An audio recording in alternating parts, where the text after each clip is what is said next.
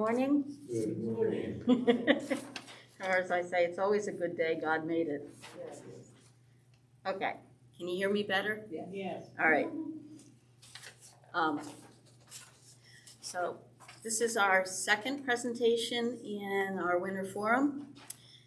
Ms. Dara DuPont from Rose Hill Community Center has agreed to come and tell us all about what they do there, how they collaborate with the community, and a little bit about how we can help too. And so let me tell you a little bit about her. Before she came to Rose Hill as the deputy director, she was the deputy director at Hilltop. And before that at Hilltop, she was coordinator for the educational programming. She's also worked in various other areas, including mental health and adult treatment, for the lack of a better word, daycare and treatment. She has a pretty amazing background in that, like many of us, she went to college and studied some things and then did something else. So she has from the University of Delaware a nonprofit management certificate and Delaware State College, Bachelor of Art in Sociology, Criminal Justice, and Social Deviance. Master of Human Services from Springfield College, and from Capella University, a PhD in Organizational Management and Leadership, and a whole lot of life experience. And without much more ado, because she has much more to say about what's going on than I do, I would like to introduce you to Dara DuPont.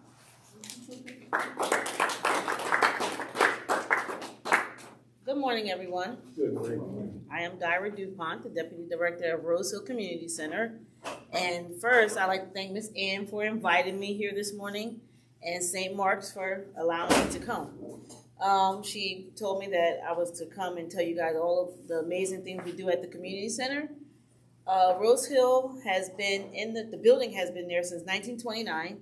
Started out as a public school, shut down, and now it is a community center since 1980.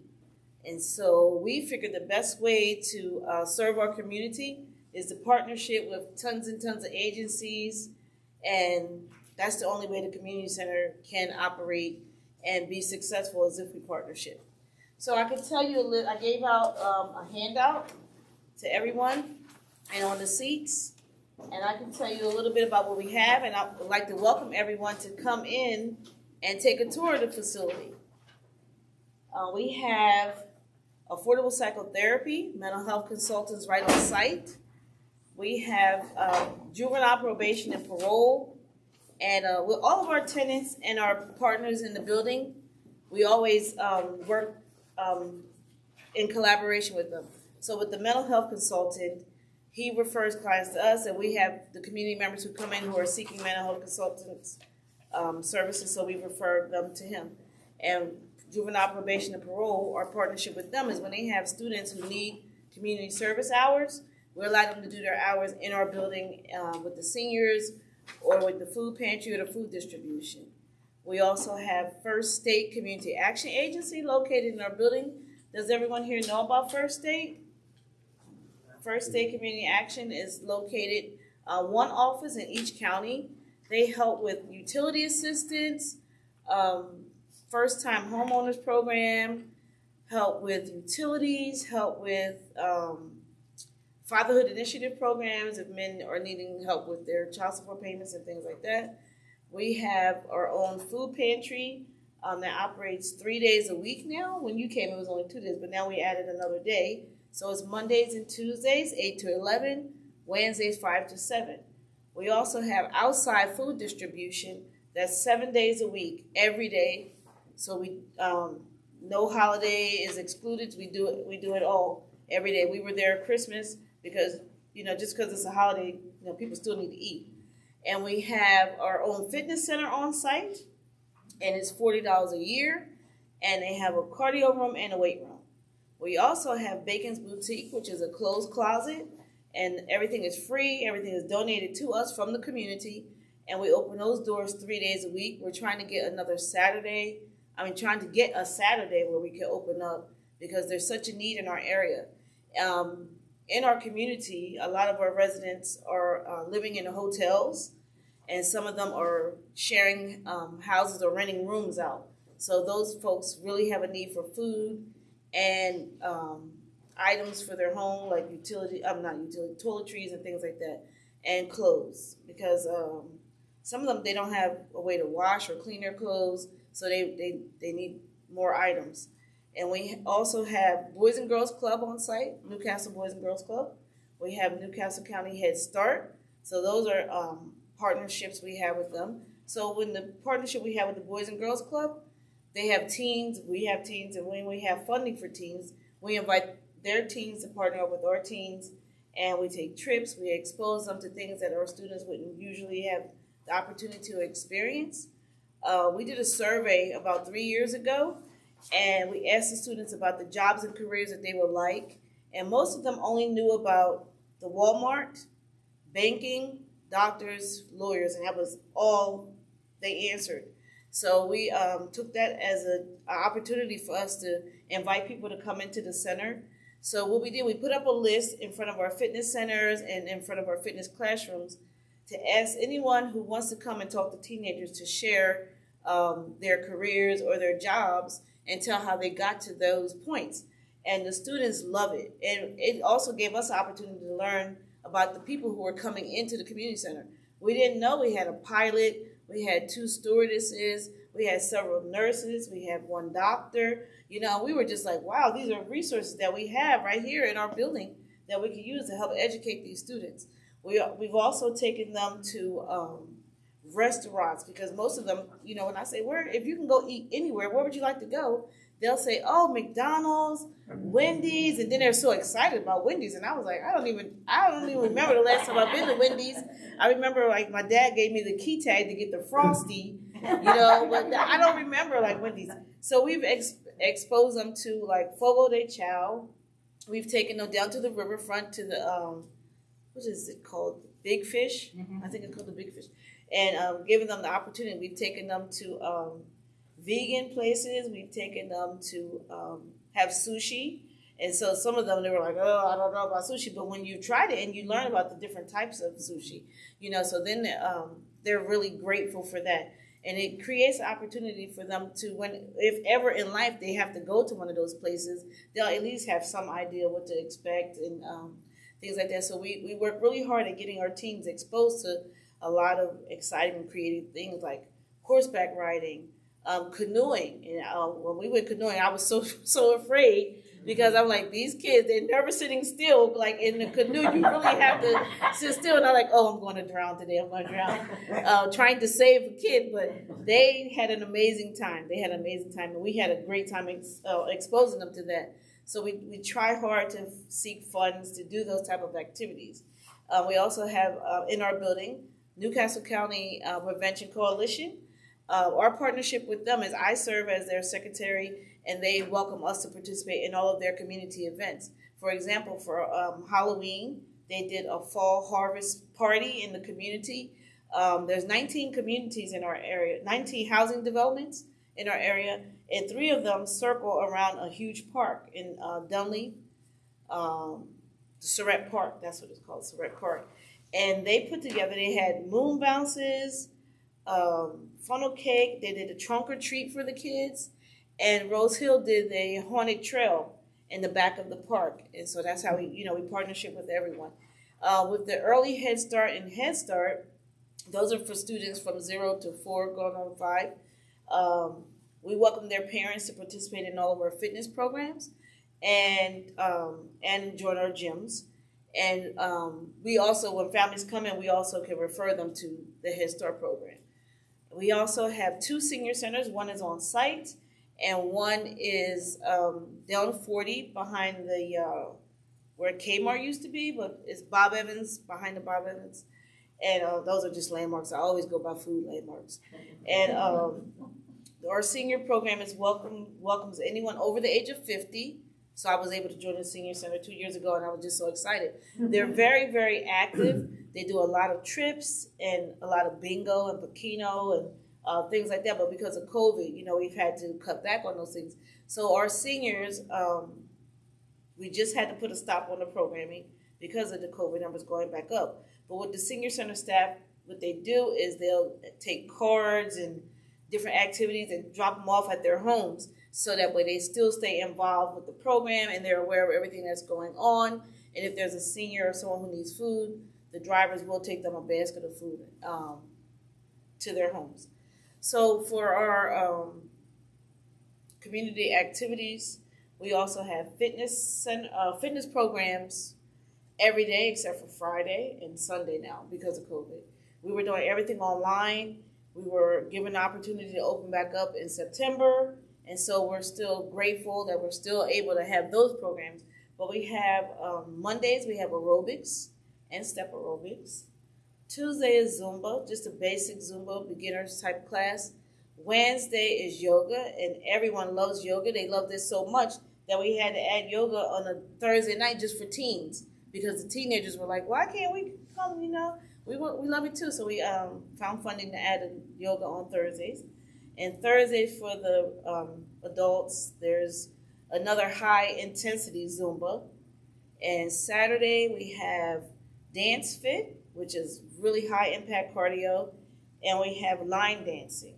So everyone is welcome. And since June, we've offered all of our classes free, no charge for anyone. So we've received funding to make that possible for everyone in the community. Because, COVID, everybody's talking about their COVID 15 pounds or 19 pounds. We want to help reduce that and create opportunity. And we have a half-court size gym. And so we have little marks on the floor so everyone can stay socially distant. If they're vaccinated, they don't have to wear their mask. And usually if the people are not vaccinated, they haven't been coming. We've just been getting those who are vaccinated to come out and participate.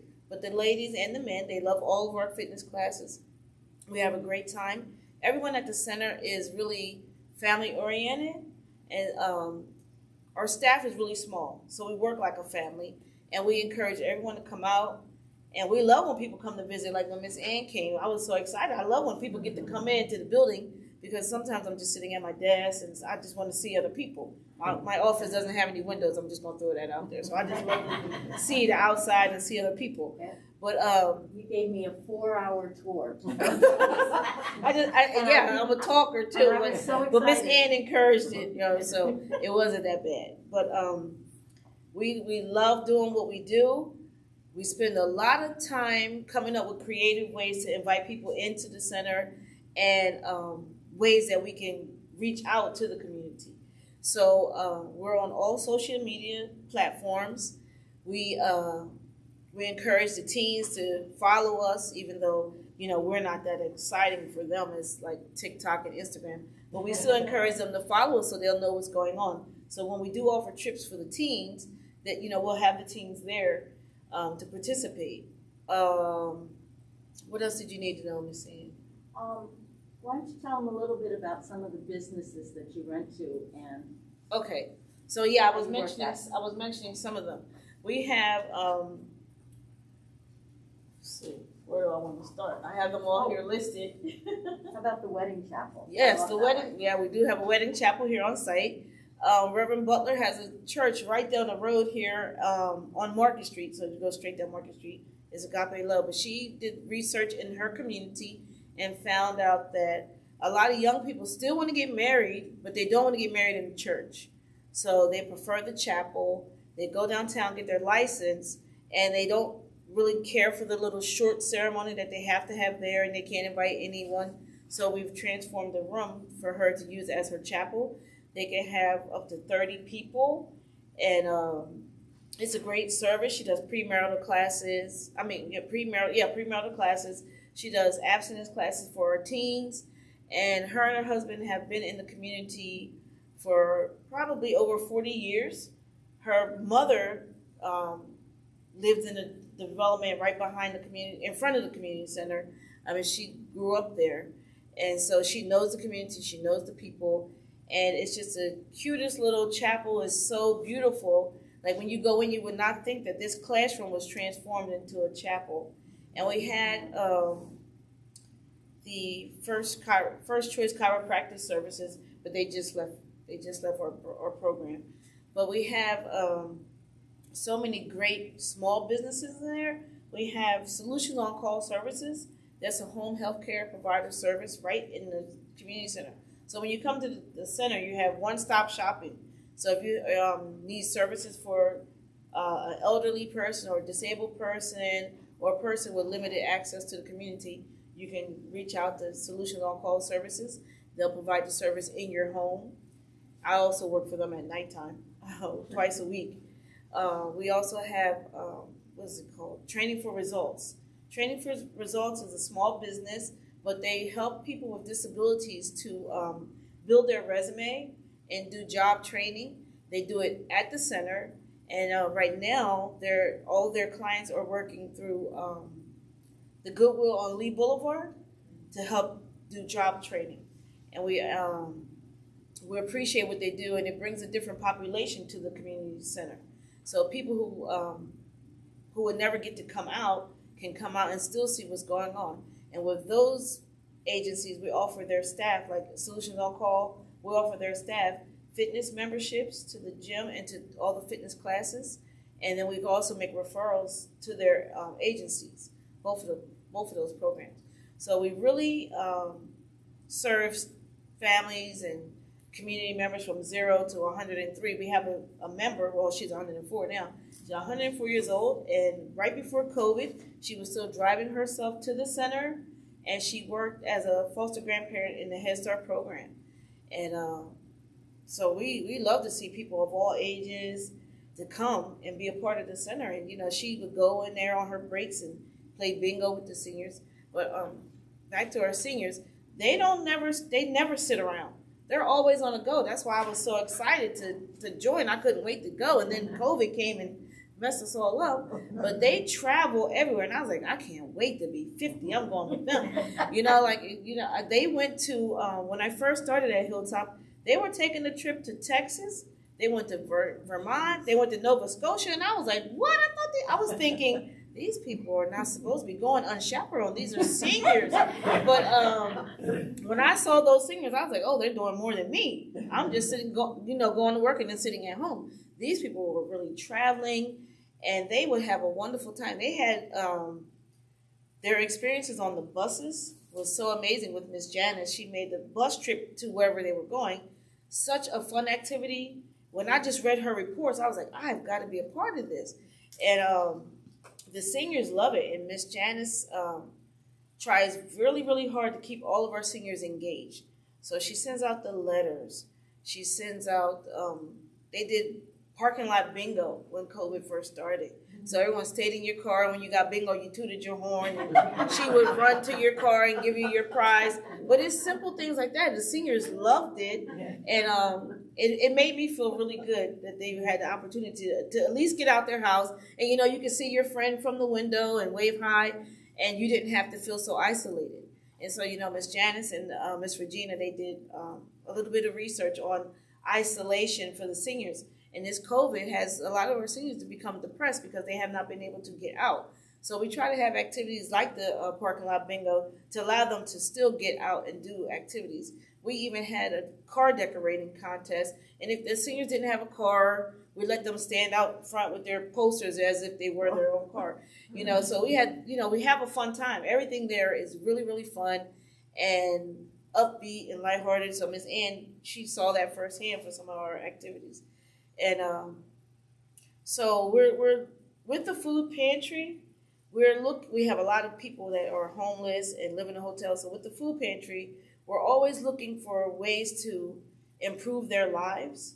So we have a lot of people who want to take the canned goods, and we're like, why don't they take these? And then they don't have can openers. You always say, oh, I'm going to donate these canned goods, but the people who really need them don't have can openers. So we did a can opener drive, and we got that, and it was so successful. And then we noticed that, okay, when they live in the hotels, and I'm thinking when you go to a hotel, they change your sheets, they change your towels. But if you live there, that is not what happens. Mm-hmm. So they don't have toilet paper, and toiletries. So we're always in need of things like that for to help them to improve their lives, and blankets, because we have a lot of people who live outside, and they were coming to the center when we served hot meals.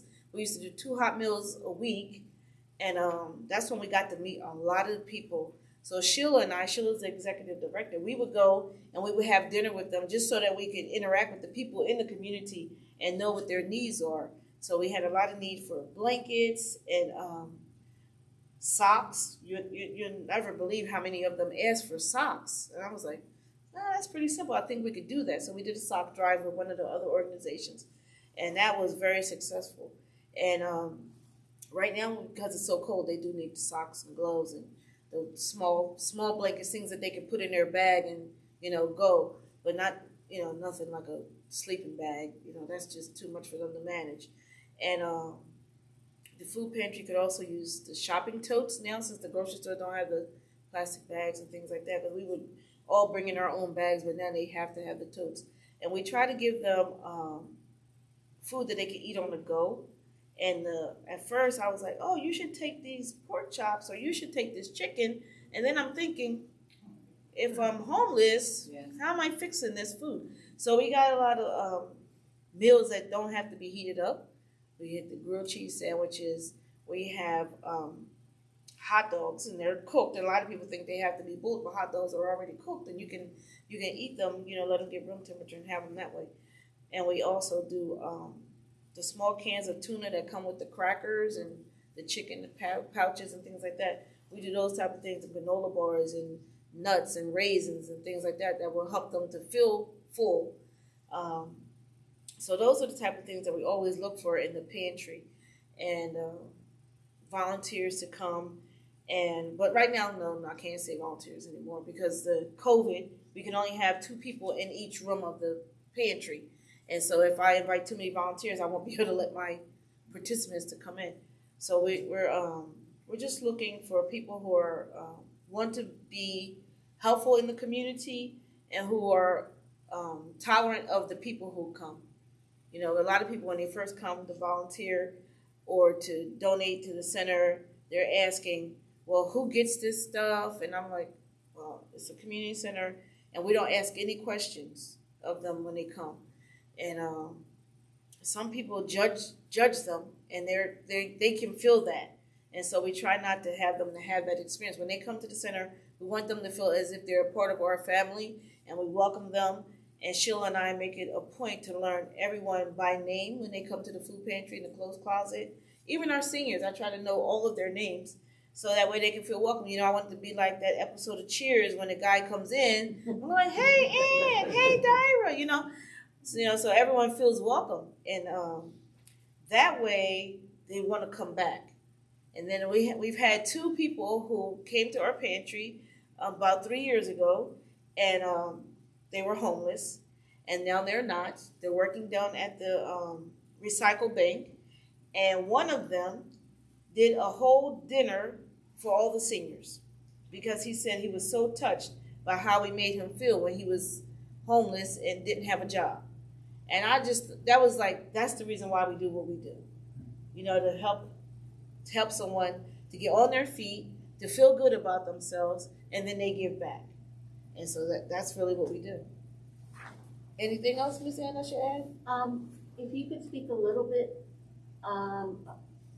about your grant writing, and how that funds, and also some things that are coming.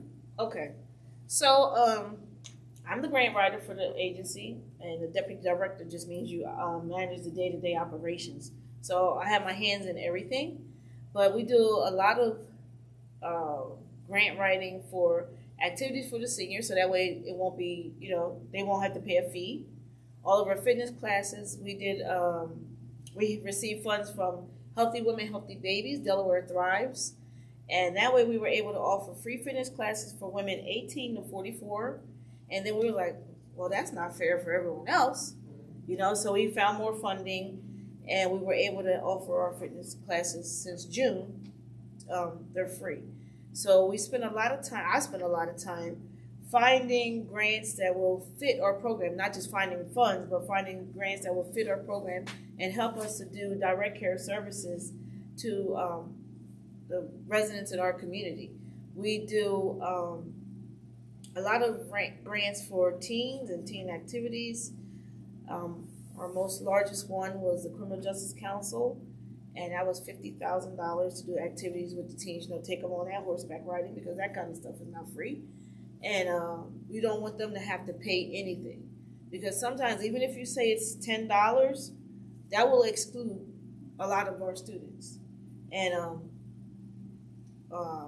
their families, because sometimes we want to take the moms and the dads on these activities as well, so that they can have the opportunity to see what we're offering their kids. And then everything around the community center is spread word of mouth. So if they have a great experience, they're going to tell their friends, they're going to tell their coworkers, they're going to tell their neighbors, and then more people will come. So we do a lot of grant writing and research on things that are happening in our community, and that's why we decided to do the booster shots, the COVID vaccinations at the center, because we knew there was a need, and a lot of our participants don't have transportation, so we had to have something in our community, so that way they can get there and not worry about catching the bus or how they're going to get home afterwards if it gets dark or things like that. So that's why we decided to do that right there on site. And our next COVID vaccination day and booster day will be January the 20th. So if you know someone who is in need, have them to call the center, 302-656-8513. The numbers are on the paper. And have them to call to make an appointment. And what else do we do? It's very easy. I did it. Yes, yes. Yeah, we they did not limit us to the number of slots. So we're looking to service about 10 people every 15 minutes. So, and we'll do it from 10 to 4. So that's a long day for some people. But we want to make sure that everybody is happy and healthy and has their shots or boosters. And they also do flu shots. And if you need the shingle shots, just let us know when you make that call, so we can tell them what to bring when they come to the center.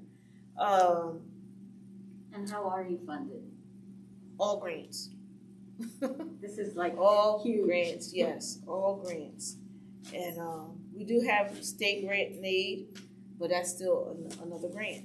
And we have to track everything. So everything is a data collection and knowing the people who come in. And sometimes people get so frustrated. They're like, well, Miss Dara, I was just here last week. I'm like, okay, well, you were here last week for Zumba. This week you're here for yoga, and I had to track the number of people. So please fill out the sheet and tell me your age. Because, and I mean, and people are like, I don't want to give up my age. So we created a tab at the bottom of the sign-in sheet that just gives ranges. So sometimes that helps, you know, so I try to do it where I can just, do a guesstimation. So funders, they want to see that. They want to see that I'm servicing people who are in their 70s, or I'm servicing people in their 50s, or I'm servicing someone who has low income, or a mother that has 5+ children. That helps. So it may seem like a taken out of their day, but it only takes a minute, because I made this sheet so simple, and it's just to check off. And sometimes when I see the person and I know them, I'm like, okay, here we go again. I just start off with that. Here we go again. How many kids? And I have to ask them, even though I know now, you've been here now for a year, I know, but I still have to ask, and check it down for them. But the center is a lot of fun. So I welcome everyone to come out, take a tour. I love to do the tours. I just love it. I love it because, I like to see the amazement on people's faces when they see the wedding chapel or they see the chiropractic office. They're like, this is inside of the community center? Yes. You won't believe it, but it's in here. It's a lot going on at Rose Hill. We have a whole lot of activities, a whole lot of members. Before COVID, the senior center had over 500 members. And now we're only able to reach out to 300 because some of them have changed their addresses. They moved it with their children, or they moved out of state. So we've only been able to reach 300 of those 500 plus members. But we still keep in touch with them. We send them cards, send them birthday cards. We have everyone's birthday. We send out Father's Day cards, Mother's Day cards, and that's another thing that you can do to help out the center is to like just get a box of cards from the dollar store and give it to the senior center so that way they don't have to spend all their resources buying these cards. But you know, everyone now uses the internet and sends e-cards, but certain generations prefer a handwritten note or to receive a card in the mail. You know, that's so different. I was trying to explain that to my daughter when she graduated college. She was like, Mom, I'm just going to send everybody out a blast email thanking them. No, you're not. No, you're not. It doesn't work that way. You know, if your great aunt sent you a card, you should send a thank you card back. You know, it's just you don't send her a text message. Oh my goodness! But you know, times are changing. But I'm still trying to get my mom to do text messages. But she'll read them, but she won't respond. And I was like, well, what happened? But you know, things have really changed. But you have got to meet the people where they are, and if that means you have to send a letter, you have to send a letter. You know, with the younger kids, I'm not going to send them anything. I'm going to text it to them. And we also have it's called Remind Me. It's an app that we have on our phones. Sheila and I have it on our phones, and we can send it out to all the teenagers. Oh, thinking of you today. Have a good day in school, and it goes out to everybody. And they love those things and know that we're thinking about them. You know, so it's not always just posting things on social media. You still have to make things personable for certain people. And we did have a student who, when he first came to the center, he was so shy and really embarrassed because his family was really low income. He was the only teen in the program that didn't have a cell phone. So, you know, how can we help this kid? Well, what we did, we had everybody put their cell phones in the box. You get them at the end of the program, and then they were all on the same level. You know, we're all on the same level now. We don't have phones. So we have to be very creative and think out of the box to make everyone feel included. And we do a lot of that. And it's a very small staff. Sheila and I are in the office with one receptionist, and then we have the senior center staff at both sites, and then custodial staff. So it's a lot of work. We used to work 8 to 8. I did Monday, Wednesday, Saturday, 8 to 8, and Sheila would do Tuesday, Thursday, Sunday. But now since COVID, I'm so glad I get to work 7 to 3. But we still have to fill in, and we go in at nighttime. But that's just what we do. That's a part of our giving back, you know, to the community when we go in at nighttime. And I was there yesterday. There was 2 weddings yesterday, so that was exciting. You know, so I've attended a lot of weddings at the chapel. Usually, I try not to be the crying aunt at the ceremony.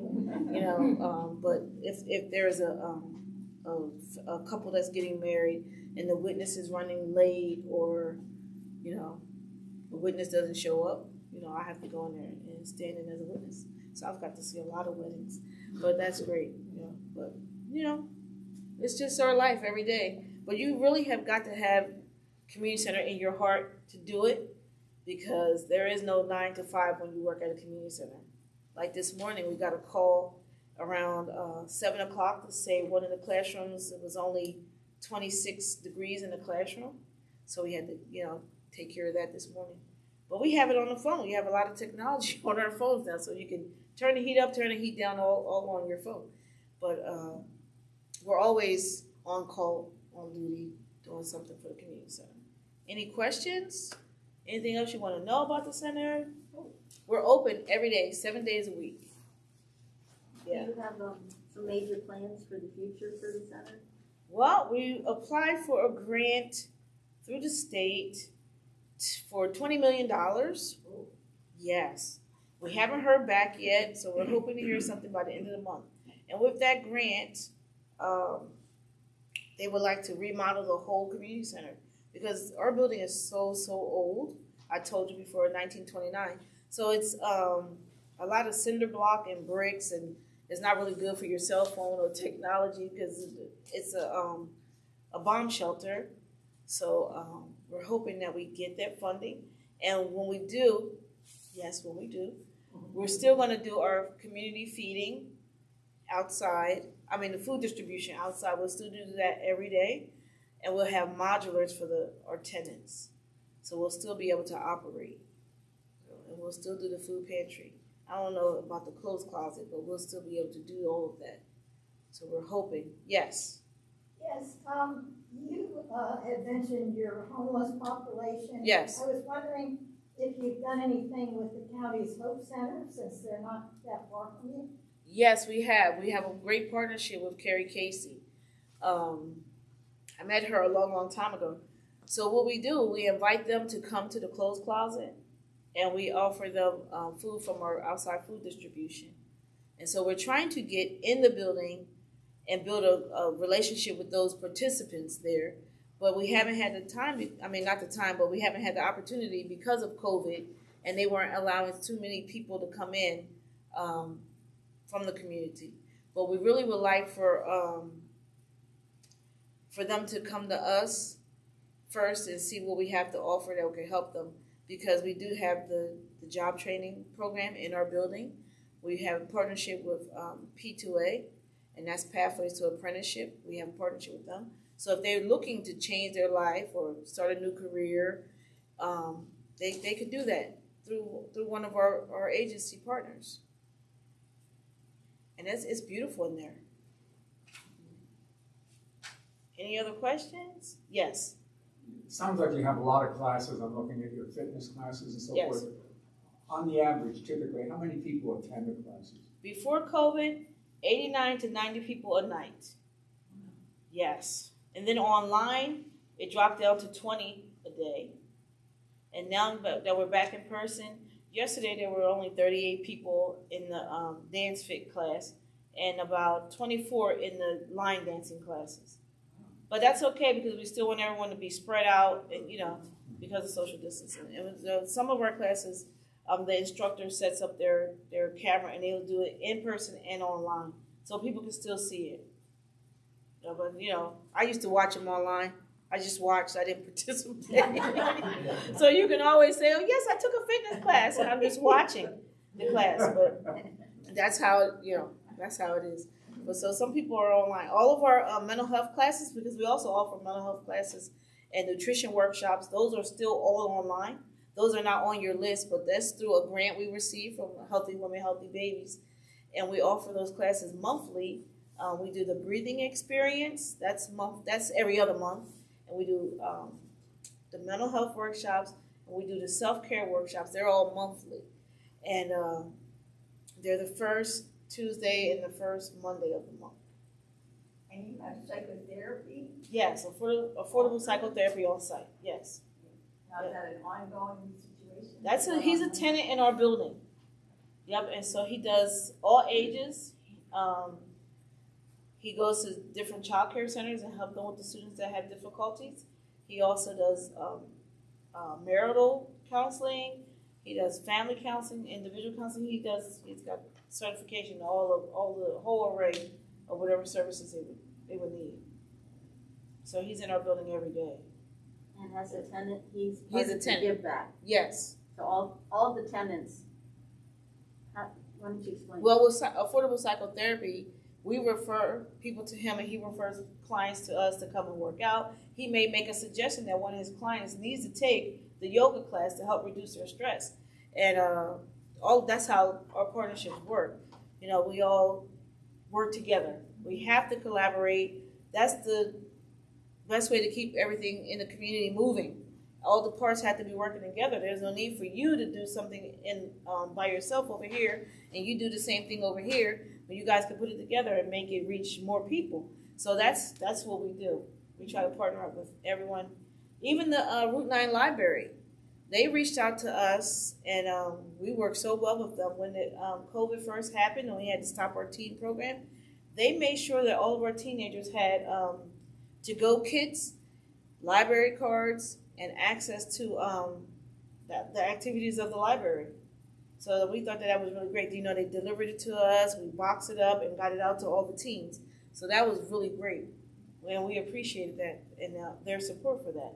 And so, what we do for them is that we give members from the seniors, the teens, Head Start, Newcastle County Boys and Girls Club. We make sure that those partners are getting memberships to the library. getting a library card. I remember when I got my first library card, I thought it was like a credit card, you know. And sometimes kids they want to do that, and it makes them feel like they're a member and they belong to something, even that just that little card. So we do that, and it's really great.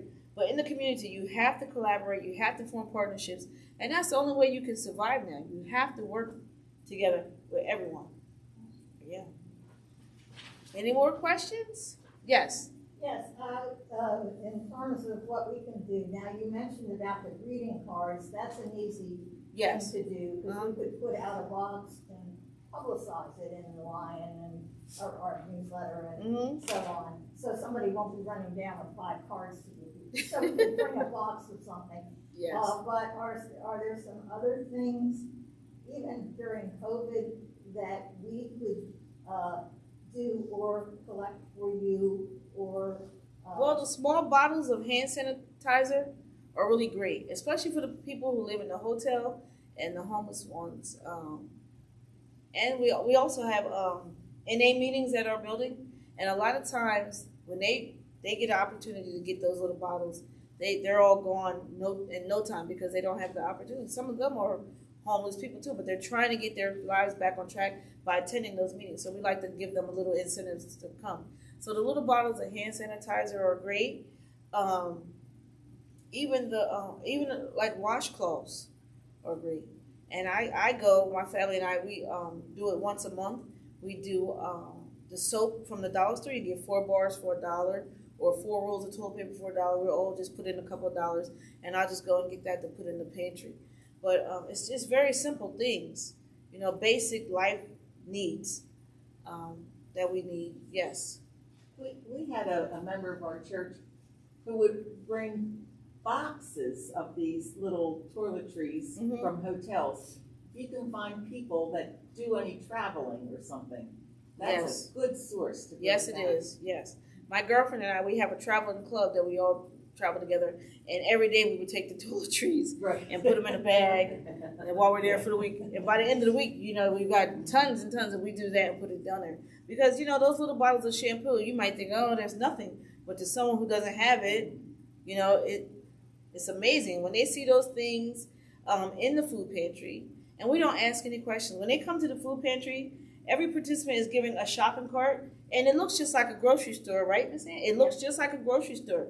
And so every shopper that comes in, they'll be assigned someone to shop with them. And, we don't make any suggestions unless they ask, but we'll just tell them how many of each item that they can have, and they can take the toiletries, and we'll say, these toiletries are here for you if you need them. And, you can have a box of hot cereal, cold cereal, 1 of each, 4 cans of fruit, or 5 cans of vegetables, tomato sauce, anything. And you just shop along with them. And sometimes the people come, and what they really, really need is conversation and someone to make them feel good about themselves. And, I'm like, oh, I'm so glad to see you today. I'm glad you came. I missed you last week. Why weren't you here? And then they'll tell you the whole life story. But it's okay, and I just listen. And sometimes they just want somebody to listen. But it's those little things in the pantry that make our pantry like a #1 pantry. It's those little things. Because they don't get the toilet paper, soap, deodorant, toothbrushes. I didn't even think about toothbrushes until recently when one of the participants came and they lost a tooth. And I said, what happened to you? Why weren't you here? Oh, I had an infection in my tooth. They had to pull my tooth. But and I said, well, what was going on? He said, I didn't have a toothbrush. I didn't get to brush my teeth. And he was telling me how long it was. But, those are some things that we take for granted. I mean, I've been there for 8 years, and I had not even thought about that. Christmas time, we think about some of those things. But every day, it was something that we missed. Toothpaste and toothbrushes. It was very simple things. Yeah. But these are all great questions. Would you be able to get us a list of some of the simple things? Yes. Yeah. That'd be great. Yeah. This list here of what all goes on can give us an idea, but Yeah. specific things. Yeah, and then the food distribution that's on the back of your flyer, it happens every single day, whether it's a holiday. Like they're going to be out there tomorrow, today, in this weather. And, when it's really, really cold, we understand that our volunteers don't want to be outside when it's cold, and we appreciate what they do. So when it's really cold like this, the outside food distribution, usually you drive your car and someone shops while you're moving your car along. And they'll just say, you want potatoes, you want tomatoes, you want onions. And you say yes to whatever you want. They put it in a box. At the end of the line, they put the box in the back of your car.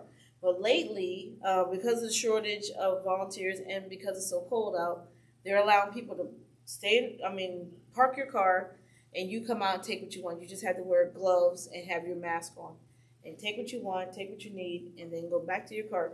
And at first we were thinking, oh, this is going to be, something when everybody gets out. But, people are respectful, and they try to allow like 6 people from the cars to come up at a time, and then they go back, and then they have 6 more people. But, it moves pretty quickly. When you first pull up, you see the long, long line. You're like, oh, I'm never going to get my stuff. But they have so much food.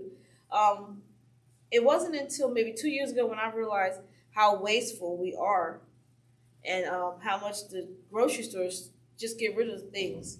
And I just couldn't believe it.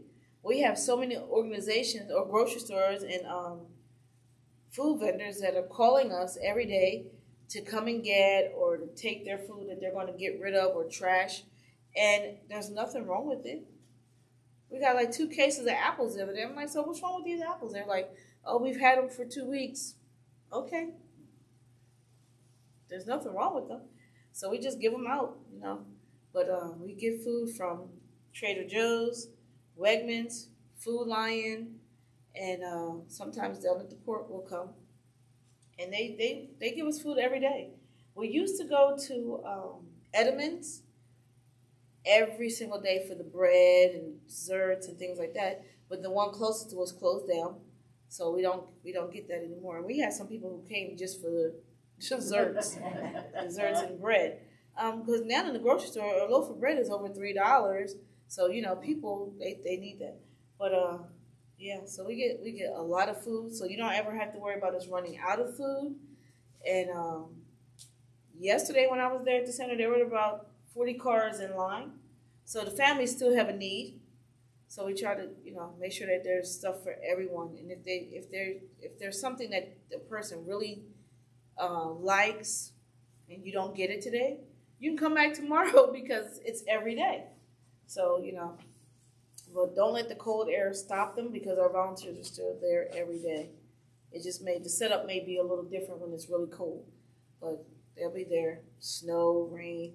And I was like, how do these people do it? But they have a love for it, just like I love the community center. These people feel like that's what they are called to do, and they are to feed the people in the community. And so that's what they do every day. I don't know how they do it because I'm like, in the summertime when it's over 100 degrees out there and that sun is beaming on them, or more cold when it's cold. I don't know how they can stand out there. And they're there setting up around 10:30 because it used to be later in the day, but now they've changed it to 1 to 3 every day. So they're starting to putting their tents up and the tables up and getting the food ready around 10:30, 11 o'clock every day. So they're there until the end, and they have to clean up and put the tables back, take the tents down, throw out the trash, things that have to go. And so sometimes it takes them to 4:30, 5 o'clock. And so they're outside. So, and we appreciate all that they do. And that program is all volunteer-based. All volunteers. Even the volunteer who goes to get the food from the different stores. Yeah. Any more questions? That's it. Well, I appreciate you guys having me, and we hope to form a partnership with you guys here, and I look forward to coming back anytime you need me to come back. All right? Okay. Yes, thank you. Thank you.